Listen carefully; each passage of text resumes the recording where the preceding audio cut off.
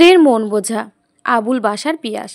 অফিসে যাওয়ার জন্য যখন তৈরি হচ্ছিলাম তখন আমার স্ত্রী শ্রাবণী রান্নাঘর থেকে কড়াই এনে আমার সামনে রেখে বলল, বলো তো কড়াইয়ের মধ্যে কি আছে?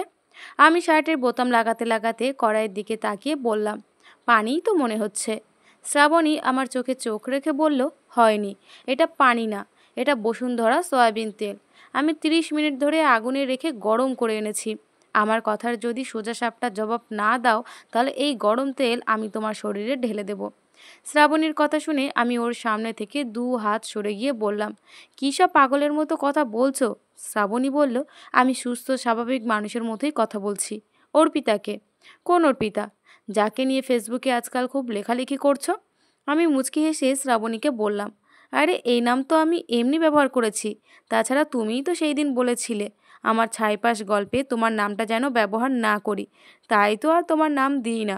শ্রাবণী মুখটা মলিন করে বলল, তোমরা স্বামীরা এমন কেন? স্ত্রীদের মন বুঝতে চাও না? আরে আমি মুখে না করেছি ঠিকই, কিন্তু মনে মনে চাই তুমি আমার নামটাই সবসময় ব্যবহার করো। শোনো, আমি যদি কখনো মুখে না করি অথচ মাথা নিচু করে মিটমিট করে হাসি, তাহলে ধরে নিবে আমি মনে মনে হ্যাঁ বলছি। মনে থাকবে কথাটা? আমি হেসে বললাম, মনে থাকবে শাহজাদি গুলবাহার। আমার কথা শুনে শ্রাবণী বলল, তোমায় না বলেছি আমায় এই নামে না ডাকতে? খেয়াল করে দেখি শ্রাবণী মুখে না করেছে ঠিকই, কিন্তু মাথা নিচু করে মিটমিট করে হাসছে। আমি বুঝে গেছি আমার বউয়ের মনের কথা। তার মানে সে মনে মনে চাচ্ছে আমি যেন তাকে এই নামে বেশি করে ডাকি। আমি সামনে শাহজাদি গুলবাহার শাহজাদি গুলবাহার বলে ডাকতে লাগলাম, আর শ্রাবণী হাসতে লাগলো। এমন সময় কলিং বেলের শব্দ হলো। শ্রাবণী আমায় বলল, তুমি তৈরি হও, আমি দেখছি কে এসেছে। আমি আয়নার সামনে দাঁড়িয়ে শার্টের কলার ঠিক করতে লাগলাম।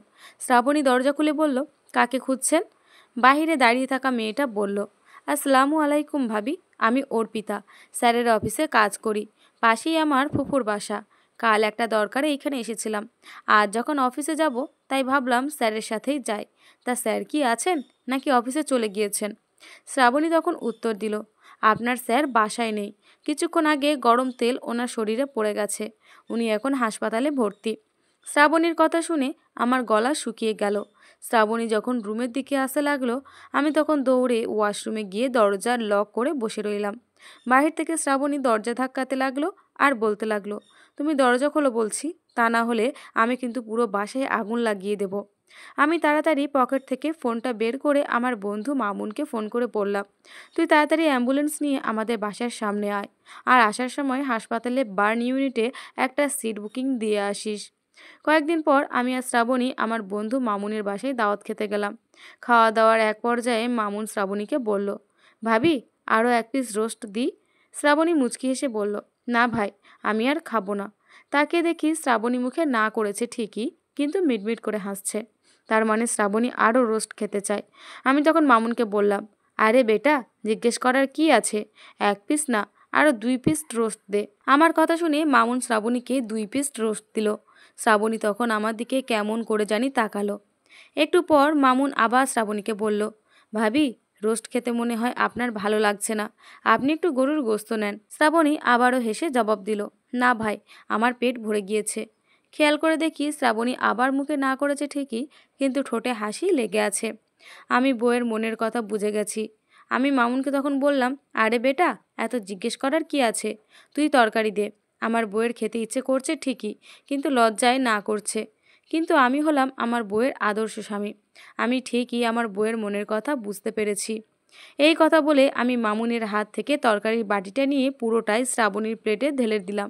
শ্রাবণীর রাগে টেবিল থেকে উঠে বলল, তুই আজ বাসায় আয়, বউয়ের মনের কথা কিভাবে বুঝতে হয় সেটা তোকে আমি নতুন করে শেখাবো। এই কথা বলে শ্রাবণী চলে গেল। আমি মামুনকে বললাম, বন্ধু, খাবারটা নষ্ট করে লাভ নেই, তুই প্যাকিং করে আমায় দিয়ে দে। অবস্থা যা দেখছি বাসায় 2 দিন ভাত পানি পাবো না, এইগুলো খেয়েই বেঁচে থাকতে হবে।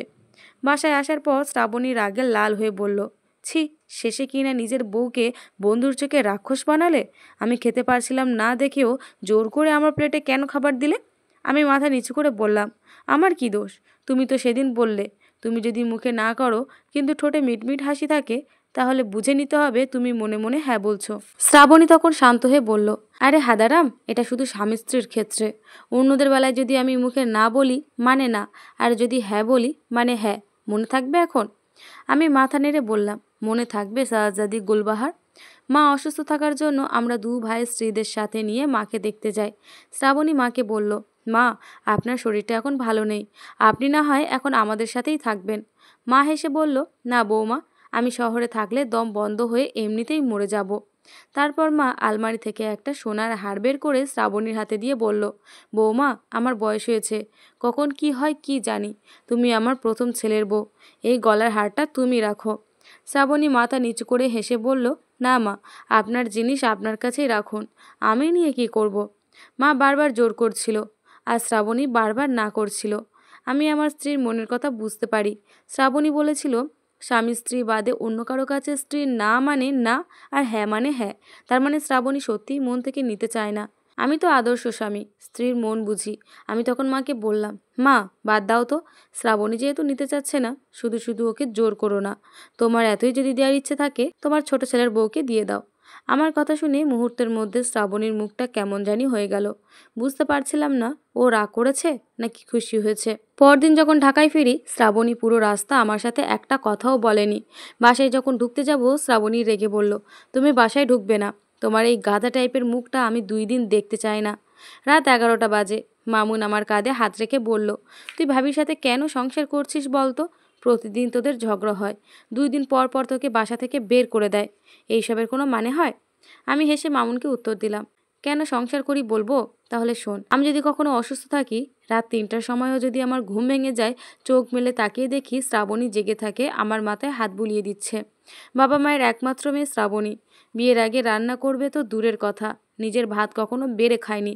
অথচ সেই মেয়েটা বিয়ের এত বছর পরেও আমাকে একবেলা না খাইয়ে রাখেনি। বাংলাদেশ কৃষি বিশ্ববিদ্যালয় থেকে পাশ করা একটা মেয়ে, চাইলেই নিজের মেধা খাটিয়ে জব করতে পারত, কিন্তু সে জব করেনি, সংসারটাই মন দিয়ে করছে।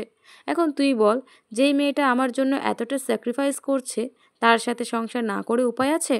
আমার কথা শুনে মামুন তখন বলল, তাহলে তুই কেন ভাবিকে বুঝতে পারিস না? আমি আবারও মুচকি হেসে বললাম, কে বলেছে আমি আমার স্ত্রীকে বুঝতে পারি না? আমি সব বুঝি, তবুও আমি ইচ্ছে করে গাধামি করি, কারণ আমি চাই না আমি শ্রাবণীর চোখে পরিবর্তন হই। ভার্সিটি জীবনে শ্রাবণী আমাকে ভালোই বেসেছিল, আমার বোকা বোকা কাজ দেখে। মামুনের সাথে কথা বলে হাঁটতে হাঁটতে বাসার সামনে এসে গেলাম। মামুনকে তখন বললাম, একটা সিগারেট দে তো। মামুন সিগারেটের প্যাকেটটা আমার হাতে দিয়ে অবাক চোখে আমার দিকে তাকিয়ে বলল, তুই তো সিগারেট খাওয়া ছেড়ে দিয়েছিলি, আবার ধরলি নাকি? আমি সিগারেটে আগুন ধরিয়ে বললাম, উপরে ব্যালকনিতে তাকিয়ে দেখ, শ্রাবণী আমার অপেক্ষায় দাঁড়িয়ে আছে। আমি সিগারেট খেয়ে বাসায় যাব, ও রেগে যাবে, আমায় প্রচণ্ড রকম বকাঝকা করবে। ওর রাগী চেহারা আর ওর শাসনটা আমার খুব ভালো লাগে, তাই একটা সিগারেট খাচ্ছি আর কি। পিয়াস বাসার ভিতর ঢুকে গেছে, আর রাস্তায় দাঁড়িয়ে মামুন ভাবছে। সময়ের বিপরীতে পিয়াস, শ্রাবণী হাঁটছে। যে সময়ে স্বামী স্ত্রী টুকটাক কথা কাটাকাটি হলেই ডিভোর্স হয়ে যায়, সেখানে ওরা দিনের পর দিন রাগারাগি ঝগড়া করে ভালোবাসা খুঁজে বেড়াচ্ছে।